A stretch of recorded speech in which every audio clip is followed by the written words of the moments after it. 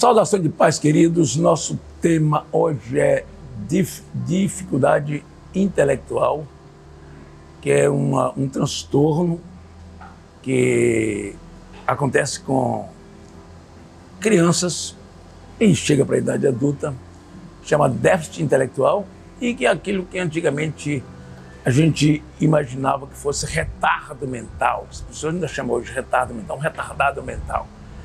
Como eu estou fazendo uma série sobre especiais, crianças especiais, pessoas especiais lidando com especiais. E as pessoas especiais aqui, no caso, são as pessoas que têm doenças mais graves, de difícil tratamento, de difícil participação social. Eu já falei sobre autista e Asperger, já falei sobre síndrome de Down. E hoje eu quero falar sobre déficit intelectual. O déficit intelectual é a dificuldade de aprendizagem gigantesca que uma pessoa nasce com ela. Dificuldade de formular frases, de descobrir coisas, de inventar coisas, de entender as coisas. Porque a inteligência é a capacidade de entender, de compreender, de criar, de inventar. Tudo tem a ver com inteligência. Quando você tem déficit intelectual, tem déficit de inteligência, déficit cognitivo. E essa é uma questão muito interessante. E estas crianças, as causas para a pessoa nascer com déficit, pode ser causa no ventre ou logo depois do nascimento. Pois mães que são alcoólatras, drogadas, algum acidente quando a mulher está grávida, fome e falta de alimentação suficiente para que nosso cérebro também é formado de glicose, de alimento, de coisas que você come. Então, as pessoas que vivem numa pobreza absoluta podem ter filhos com retardo mental, com déficit intelectual, que são pessoas que têm dificuldade de alimentar, déficit alimentar. Então, são coisas que podem ser causas da dificuldade ou do déficit intelectual ou o famoso retardo mental. Isso é algo muito interessante para a gente pensar qual o papel da igreja nessa relação, né? E compreender de forma geral que esta pessoa tem algumas coisas que são importantes. É uma criança extremamente dependente. Ele cresce dependendo dos pais, de todo mundo, para fazer tudo, porque ele tem pouca iniciativa, pouca criatividade ou nenhuma, dependendo do grau. Ele tem dependência total. Dificuldade de abstrair. Abstrair é você entender uma coisa de forma geral, compreender as coisas. Você fala sobre amor, você abstrai amar uma pessoa, querer bem, gostar e tudo mais. Mas uma pessoa com déficit intelectual, ele tem dificuldade de abstração, da subjetividade que é parte da abstração. Tem um atraso global também, atraso motor, atraso da linguagem, ele vai ter coisa parecida com autista na questão motor e de linguagem. Ele vai ter atraso social adaptativo, se adaptar socialmente no grupo, como o autista tem. Ele vai ter dificuldade, atraso emocional, como perceber as emoções, as sensações, as percepções. Ele vai ter muitas dificuldades. Parece um pouco com o autista, porque o autista tem uma diferença na relação social. Por exemplo, o autista, apesar de ser dependente, mas não expressa essa dependência de estar perto, de vínculo, de amor. E a pessoa com déficit intelectual tem muito vínculo. Cria vínculo, a única coisa que ele tem mesmo é vínculo com quem precisa dele. Ele depende demais das pessoas e cria vínculo com elas. A pessoa, o autista, ele repete as coisas. A fala de repetição. Já a pessoa com déficit intelectual, apesar de ter coisas parecidas com o autista, mas não tem essas coisas repetidas, essas formas de coisas que acontecem com o programa mental do autista. Então, pensando nisso, nós vamos tratar essas duas figuras muito interessantes, autista e déficit intelectual, como pessoas que têm carências profundas, dependendo do grau que eles tenham, né? Então, as características principais, quando desde criança ele começa mole e tal. E uma coisa importante no déficit intelectual, que você pode descobrir também no teste do pezinho, ou até alguns exames intrauterinos na mãe, enquanto está grávida, pode perceber que a criança tenha esse tipo de patologia ou esse tipo de transtornos, que pode ser genético ou hereditário, ou pode ser no primeiro mês de vida, por exemplo, pancada no cérebro, a maneira que a criança nasce tirada a ferro, pode ser que prejudique uma parte do cérebro. Então, tem tudo a ver com a fragilidade da criança no ventre ou fora do ventre, quando nasce lá no primeiro ano de vida, alguma coisa violenta que possa acontecer com ele. Mas essa criança, essa criança que tem ele tem características diferentes, porque ele tem dificuldade de aprender, dificuldade de se adaptar, dificuldade de assimilar, pode ter o pescoço mais mole do que os outros, ele tem uma série de coisas. Em relação aos graus, essa pessoa pode ter diferentes graus, como o grau leve. Uma criança com grau leve de autismo pode aprender as coisas mais facilmente, ou de autismo, de déficit intelectual, desculpe, pode aprender com facilidade, com alguma dificuldade, um pouco de facilidade, algumas coisas. Depois vem um grau moderado, a criança já tem dificuldade de aprender, e depois vem o grau mais grave e o grau profundo. São graus que eles não aprendem praticamente. E como é que eu classifico isso? Para você classificar uma pessoa com déficit intelectual, existe possibilidade de se fazer exames laboratoriais ou de imagem, passando pelo neurologista, mas também ele pode ser visto que é uma forma muito prática de classificar, depois dos 5 anos, porque até os 5 anos ele só passa por um neurologista, psicólogo também, mas o psicólogo não tem como classificar definitivamente, a não ser a partir dos 5, 6 anos que você pode fazer os testes de QI. Esses testes de QI, quando a pessoa faz o teste de QI, vamos dizer assim, de 70 para cima, a pessoa está dentro da normalidade. De 70 abaixo, ele pode estar no grau leve. Depois, quando ele desce mais, ele está nos graus mais graves. E 20 seria, a partir de 20 se conta. 20 abaixo, praticamente, a pessoa não sobrevive. De 20 acima, se conta o grau profundo. Essa medida feita pelos psicólogos, fazendo testes, né? E descobre isso, quando a criança já tem uma idade de 5 anos acima, ele descobre como lidar com esse paciente a partir dos testes e saber o grau de autismo o grau de déficit que ele tem. O grau de autismo se mede assim. Mas o grau de déficit intelectual, ele é medido por exames.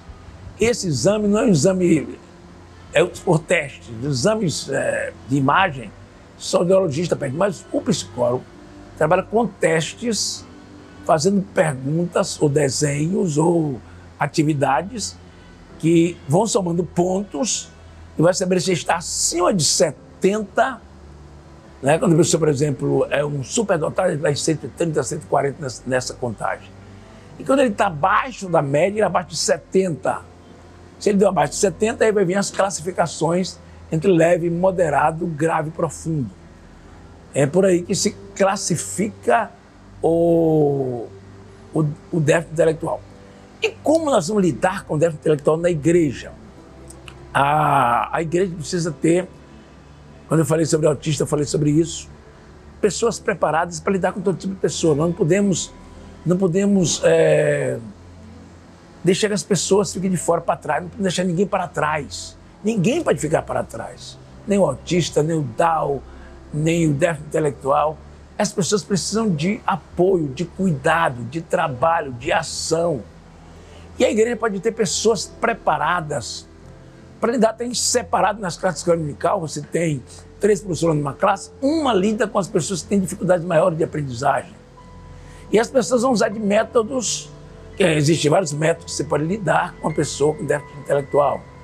A questão de música, a questão de buscar nessa criança alguma coisa que ela se interesse em aprender, né? Histórias rápidas, audiovisuais, histórias rápidas que ele possa captar alguma coisa, versículo da Bíblia, uma palavra, nada de coisas longas, histórias longas, nada de um tempo longo falando, contando história, tudo tem que ser coisas rápidas, que a criança possa, de alguma forma, pelo grau de dificuldade que ele tem, ele vai gravar alguma coisa. A música. Então, os pais precisam estar, aprender mais, buscar na internet, pesquisar o pai de um filho retardado, porque o filho retardado, ele pode viver muito tempo.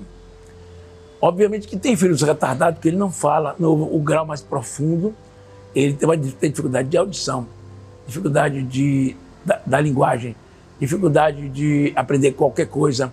Ele pode praticamente ter problemas motores sérios, né? Motores sérios de andar, de correr, caminhar.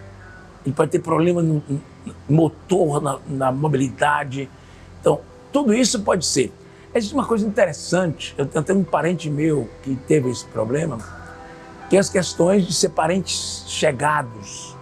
Minha irmã casou com um primo e teve um filho com um déficit intelectual elevadíssimo, morreu muito cedo, e ele não andava e não falava, e o déficit intelectual dele foi profundo. E por causa das consanguinidade. Essas questões consanguíneas também podem ser uma causa para déficit intelectual ou outras patologias. Isso já é uma relação interessante da genética, que seria um problema eminentemente genético ou de hereditário, que poderia provocar esse tipo de doença, de patologia. É importante também. Mas em tempo de prevenção, as mães podem fazer exame de sangue antes, se tiver problema de consanguinidade, revela no sangue, que for parente. E também se pode fazer no ventre exames intrauterinos, que isso já a ciência pode prever isso, pode fazer isso e prever isso, essas patologias podem ser descobertas antecipadamente.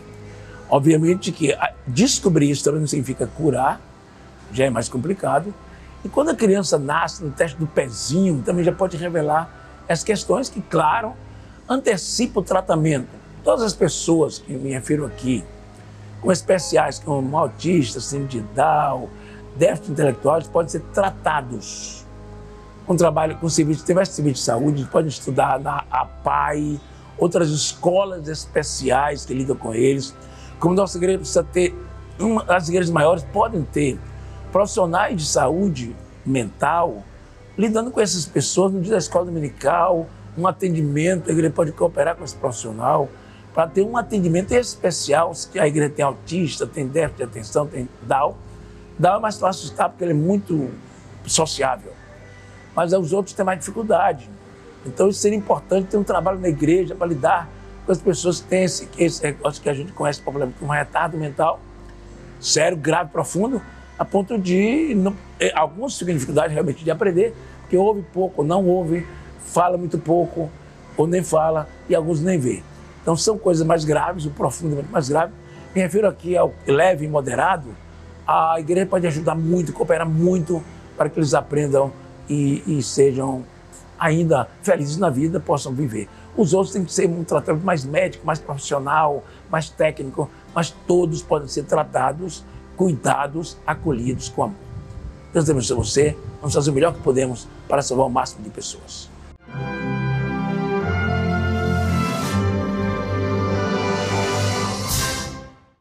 Persistir.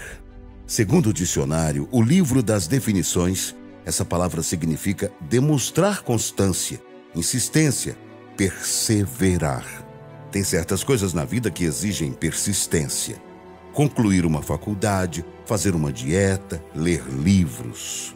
Sim, ler livros.